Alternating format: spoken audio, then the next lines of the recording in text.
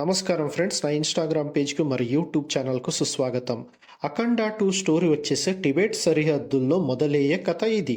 శత్రు దేశమైన చైనాకు చెందిన ఆర్మీ అధికారులు మన భారతీయుల నమ్మకాన్ని దెబ్బకొట్టాలని కుంభమేళాని లక్ష్యంగా చేసుకుని బయోవారికి దిగుతారు.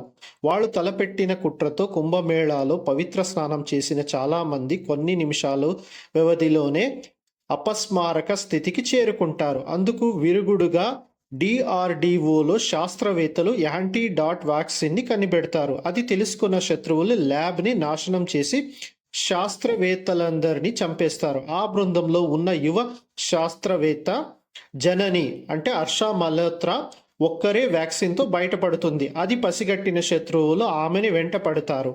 ఆమెని రక్షించేందుకు రుద్ర సికిందర్ అఘోరా అంటే బాలకృష్ణ రంగంలోకి దిగుతాడు. జనని ఆపదలో ఉన్న విషయం అఘోరాకి ఎలా తెలిసింది?